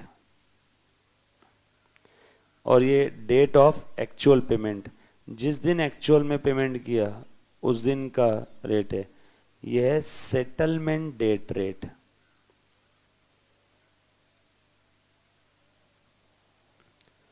सेटलमेंट डेट का रेट है, सेटल हुआ ना ट्रांजेक्शन उस दिन, आ जाओ। सो कैलकुलेट द लॉस और gain for the financial year 10/11। 10/11 यानी 1/4/2010 से लेके 31 मार्च 2011 एंड 11/12। 10/11 और 11/12 ये दोनों फाइनेंशियल ईयर में कितना आप प्रॉफिट या लॉस दिखाओगे वो आप लोगों को कैलकुलेट करना है। डन। चल देखो, सबसे पहले तो जिस दिन खरीदा उस दिन का रेट क्या था 46.60, और कितने डॉलर का माल खरीदा था, 1 लाख US डॉलर का माल खरीदा था। ले बेटा 1 lakh US dollar multiplied by 46.60 कितने का था टोटल, 46,60,000। ये का आपका एक्चुअल परचेस था, और उसको देना था कितना 46,60,000, यस और नो। ये किस दिन खरीदा था 24 मार्च को, 24 मार्च, ठीक है। ध्यान देना, लिखो मत, घाई मत करो लिखने की, पहले से एक बार देख लो, समझ लो, क्योंकि आप लिखने जाओगे तो आपको प्रेजेंटेशन वगैरह थोड़ी कुछ मालूम है भी इसको पहले कैसे लिखना, लिखना नहीं, छोड़ दो, सिर्फ ध्यान। 24 मार्च को ये हुआ, 24 मार्च को मैंने उधारी में माल खरीदा और मुझे उस क्रेडिटर को कितना देना है 24 मार्च के रेट के हिसाब से 46,60,000। 25 मार्च मैंने पेमेंट किया, नो। 26 मार्च पेमेंट किया, नो। 27 मार्च पेमेंट किया, नो। 28, 29, 30, 31 पेमेंट किया, नो। लेकिन 31 मार्च को आ गया फिनेंशियल स्टेटमेंट का डेट। सो 31 मार्च को पेमेंट तो नहीं किया, लेकिन 31 मार्च के बैलेंस शीट में मुझे अब लाइबिलिटी में, करंट लाइबिलिटी के अंदर में दिखाना होगा, बरोबर है क्या। वो करंट लाइबिलिटी है, कौन सा आइटम है, मॉनिटरी आइटम्स है, मॉनिटरी आइटम्स है ना। अभी जिस बोरे से मैंने माल खरीदा ये उधारी में, वो क्रेडिटर में दिखेगा कि नहीं, creditors are the monetary item. और मॉनिटरी आइटम्स को हमने आज ही पढ़ा, थोड़ी देर पहले मैंने लिखवा के दिया क्लोजिंग रेट, वेरी गुड, लिखवा के दिया ना, क्लोजिंग रेट पे लिखना पड़ेगा। बताओ क्लोजिंग रेट कितना है, देखो ये क्वेश्चन में दिया है 47, क्लोजिंग रेट 47 है, तो 47 पे हम लोग दिखा देंगे। बताओ का नुकसान हो गया यहाँ पे 46.60 पे लाया था। अब मुझे 31 मार्च को उस क्रेडिटर को कौन से रेट पे दिखाना है, $1 multiplied by 47 multiplied by 1 lakh dollar, बरोबर है क्या, 47 लाख आ गया, 1 लाख डॉलर इंटू 47 ना, डायरेक्ट लिख लेता हूं मैं इसे शॉर्टकट में, 1 लाख डॉलर मल्टीप्लाइड बाय 47 यानी 47 लाख रुपीज। बताओ नुकसान कितने का हो गया, 40,000 का लॉस हो गया। तो ये लॉस दिखा देंगे हम लोग। आगे देखो और क्या हुआ है, पेमेंट कब किया रे बेटा, पेमेंट किया मैंने 5 जून को, और जिस दिन पेमेंट किया 40,000 का लॉस कब दिखाएंगे 10/11 में, बरोबर ना। जिस दिन पेमेंट किया उस दिन का रेट कितना है 47.5। बताओ कितने का लॉस हो गया, 5 June paid settlement date $1 lakh multiplied by 47.5 यानी 47,50,000। बताओ कितने का लॉस हो गया, हाँ 90, कितने का लॉस हुआ। अरे यार आप लोग 2 आंसर सुने तो फट से रुक क्यों जाते बीच में, बोलो ना 90 आए तो जोर से सीना ठोक के बोलो 90 आया, 50 आए तो 50। मेरे को दोनों भी समझ नहीं आ रहा है कितना आया आंसर, 90 है कि 50 है, 90,000 और 50,000, 50,000 is the correct answer. Already आपने 40 रिकॉग्नाइज कर दिया ना, 46, 60 और 47 वापस रिकॉग्नाइज करना है क्या अभी, तो अभी कितना दिखेगा, प्रीवियस रेट कितना दिखाया था 47, अभी कितना हो गया 47.50, तो कितने का लॉस हुआ 50,000 का। तो ये 50,000 का लॉस हम लोग कहां पे दिखा देंगे बेटा, नेक्स्ट ईयर के अंदर में, कुछ था रे इसके अंदर में। तो प्रीवियस ईयर में कितने का लॉस, ये तो 2 सवाल पूछे थे, प्रीवियस ईयर में लॉस दिखाएंगे 40,000 का, नेक्स्ट ईयर में लॉस दिखाएंगे 50,000 का, खेल खत्म। थ्योरी पढ़ते समय कितना टफ लग रहा था, अप्लाई करते समय कितना इजी है, वो इस तो थ्योरी की खासियत है। थ्योरी पढ़ने के लिए बहुत मुश्किल लगती है, लेकिन अप्लाई करना है फट से आराम से हो जाता। सोचो साइकिल चलाना कैसे, इसके लिए किताब लिखी तो इतनी मोटी किताब बनेगी, उससे अच्छा किताब को फेंक दो, डायरेक्टली साइकिल चला लो, 2 बार गिरोगे, तीसरी बार समझ जाओगे, किताब का काम नहीं। इसलिए थ्योरी का एप्लीकेशन होना बहुत जरूरी है, लेकिन वो एप्लीकेशन कैसे होता है, प्रैक्टिकल क्वेश्चन होने मांगते हैं उसके लिए। लेकिन आपके मॉड्यूल में मतलब to be very honest practical question कम है, तो हम लोग 3 के बाद में और 4-5 क्वेश्चन इसमें ऐड कर लेंगे, राइट। एक और क्वेश्चन देख लेते हैं, ये समझ में आया सभी को। सो पिछले साल में कितने का लॉस, अभी लिखने की घाई मत करना, जो भी बच्चा लेक्चर ऑनलाइन ऑफलाइन जीडीपीडी रिकॉर्डेड दिख रहा है बरोबर है, नहीं तो और बोलोगे सर की हैंडराइटिंग ऐसी वैसी है, अभी छोड़ दो, लेकिन समझ में आए सभी को? हाँ, आ जाओ क्वेश्चन नंबर 2, बताओ, पढ़ो। तू मुझे वो थ्योरी अप्लाई करके बताओ, ट्राई करो तो, कोई तो एक बच्चा पढ़ के मुझे खुद से होके अगर जवाब दे पाएगा तो प्लीज, एनीबॉडी, ऑनलाइन ऑफलाइन।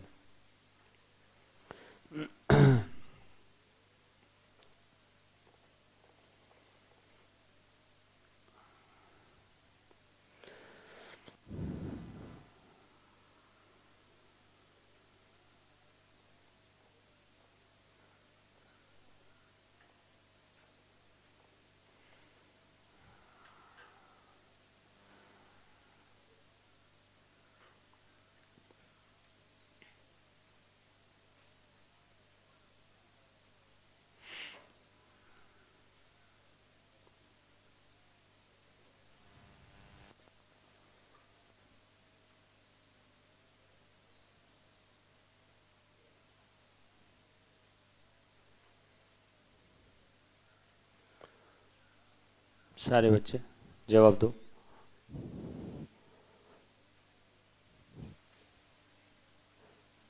थोड़ी उनका दुबलापन है, एक बार डाइट बंद हो गया ना तो रब से ऐसा पेट बढ़ जाता है बस।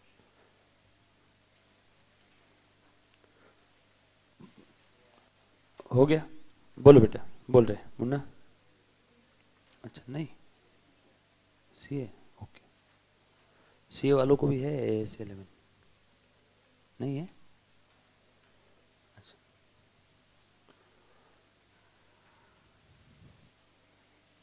मैडम नहीं आ रहा है, क्या है बता मैं? मॉनिटरी है, नॉन मॉनिटरी है? अच्छा, कुछ बच्चे बोल रहे मॉनिटरी, कुछ बच्चे बोल रहे नॉन मॉनिटरी। चलो क्वेश्चन पढ़ रहा हूं, देखो। A limited purchase a fixed asset. Fixed asset पढ़ते से आपने नॉन मॉनिटरी बोल दिया। अरे भैया पहले ट्रांजैक्शन तो समझो कौन सा है, समझो ना। फिक्स असेट उसने खरीदा, आगे क्या बोला है, कितनी थी उसकी cost? 5100 lakh on 1st of January 2010, and the same was fully financed by foreign currency loan US dollar payable in 3 annual installment। Exchange rate कितना था जिस समय लोन लिया? 42.5 एंड 45 ऑन 1/1/2010। लोन लेने वाला डेट का रेट स्पॉट रेट, और ये ईयर एंडिंग डेट का रेट क्लोजिंग रेट। कौन सा क्लोजिंग रेट है और कौन सा स्पॉट रेट है? स्पॉट क्लोजिंग, बरोबर है। फिक्स असेट के लिए लोन लिया है, आगे देखो और क्या बोला है। First instalment was paid on 31st December 2010। The entire difference in foreign exchange has been capitalised. Thank you. Non monetary item का तो इफेक्ट इन्होंने दे दिया, नॉन मॉनिटरी आइटम का इफेक्ट तो इन्होंने ही दे दिया है। डिफरेंस कैपिटलाइज कर दिया ना, जो हमने आज थ्योरी में पढ़ा था। कैपिटलाइज करना है, एसेट के वैल्यू में ऐड करना है, कैरिंग अमाउंट में ऐड करना है। हैज बीन कैपिटलाइज, तो क्यों जबरदस्ती वापस आप नॉन मॉनिटरी का इफेक्ट देने की कोशिश कर रहे हो? आगे देखो और क्या बोला है। You are required to state how this transactions would be accounted for. Non monetary है, डिफरेंस है, कैपिटलाइज कर दिया, ठीक है, लेकिन अब मॉनिटरी का क्या? देखो जरा, मॉनिटरी आइटम्स क्या है यहाँ पे? लोन। आप सोच रहे होंगे सर बार बार मॉनिटरी मॉनिटरी बोल रहे हैं, कौन है मॉनिटरी? अरे फिक्स एसेट मॉनिटरी नहीं है, लोन मॉनिटरी है ना। लोन तो आपको फिक्स है, डिटरमिनेबल है, मालूम है कितना देना है। लोन का मालूम है ना आपको कितना देना है, फिक्स है, डिटरमाइनेबल अमाउंट है। तो लोन क्या हो गया? Monetary item. अब बताओ मॉनिटरी आइटम की ट्रीटमेंट क्या रहेगी? प्रॉफिट एंड लॉस में। आ गया आंसर, खत्म। अरे खत्म हो गया। सर कैसे बताओ जरा, लोन कितने का था बताओ मुझे? 5100 लाख था, जिस दिन लोन लिया उस दिन का रेट क्या था? 42.5। लोन कितने डॉलर का लिया होगा बेटा बताओ? 5100 divided by 42.5। 5100 divided by 42.5, 120 lakh का लोन लिया होगा, यस और नो? और उस दिन का रेट क्या था? 42.5। क्लोजिंग रेट क्या है? क्लोजिंग रेट लोन, ये मॉनिटरी आइटम है। क्लोजिंग रेट कितना है रे बेटा? 45। देयरफॉर लॉस कितने का हुआ? 120 लाख इनटू लिया था जब 42.5 का था, क्लोजिंग रेट 45 का है, 120 मल्टीप्लाइड बाय डिफरेंस कितना? 2.5 क्या? 300। ये कहाँ दिखा देंगे? पीएनएल के डेबिट में, एक्सपेंस बोल के, मॉनिटरी आइटम का। नॉन मॉनिटरी आइटम का क्या करेंगे? उस रिस्पेक्टिव असेट के कैरिंग अमाउंट में ऐड करेंगे। वो इन्होंने ऑलरेडी कर दिया। मॉनिटरी का क्या करेंगे? खत्म। थ्योरी पढ़ो अच्छे से, पहले की अगर आपने थ्योरी पढ़ी होगी तो चीजें बरोबर क्लियर हो जाएगी। एक और क्वेश्चन देखो, 300 आपने भी यही निकाला ना, charge to profit and loss. चलो अब ट्राई करो बेटा सब लोग। एक बच्चा बोल रहा है 120 नहीं समझ में आया। ओके, लोन कितने का लिया था रे बेटा? 120 लाख का। अरे लोन ₹5100 lakhs का लोन लिया। जिस दिन लोन लिया, लोन टेकन, उस दिन का रेट था आप लोगों का $1 इज इक्वल टू 42.5। 42.5 तो कितने डॉलर लिए? 120 लाख डॉलर लिए। यस और नो? और ये जिस दिन मैंने डॉलर लिए थे ना, लोन लिया था, उस दिन का ये रेट था। वो रेट की मदद से मैंने डॉलर कैलकुलेट कर लिया। अब साल के आखिरी में क्या हो गया? ये रेट हो गया 42.5 से बढ़ के 45। अरे रे रे रे रे रे रे, नुकसान हो गया मेरा। सर रेट बढ़ गया, आपका फायदा हो गया। अरे मेरे पास आने नहीं वाला है पैसा, जाने वाला है। जाने वाला बढ़ गया। कितने से बढ़ गया? ₹2.5 से। यानी $1 के पीछे मुझे 2.5 एक्स्ट्रा देना पड़ेगा। तो बताओ 120 लाख डॉलर के पीछे कितना एक्स्ट्रा देना होगा? देयरफॉर लॉस कितना हो गया? 120 लाख डॉलर के पीछे कितना एक्स्ट्रा देना है? 42.5 माइनस 45 यानी 300 लाख। रावल रिया,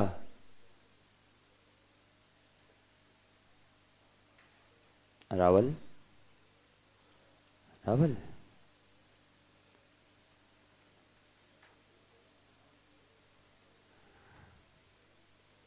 ओके, चलो आगे। Thank you. चलो क्वेश्चन नंबर 3 बताओ, जल्दी जल्दी से करो। 1 मिनट का समय दे रहा हूं आपको, बस खाली 1 मिनट।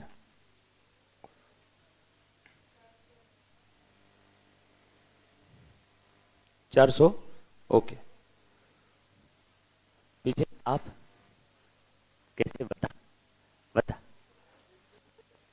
बता। अरे इधर देख, मेरी आंखों में देख के बात कर। 400 कैसे? बोल क्यों नहीं रहा? कुछ बोला उसने? ज्ञानेश्वर, संकेत, कुछ बोला उसने? बोलना, बोलता क्यों नहीं? बोल। जितने जल्दी तेरा जवाब आया 400, उतने जल्दी मुझे उसका रीजन चाहिए, नहीं तो दे त्याला 400। चलो करो, फटाफट से ट्राई करो।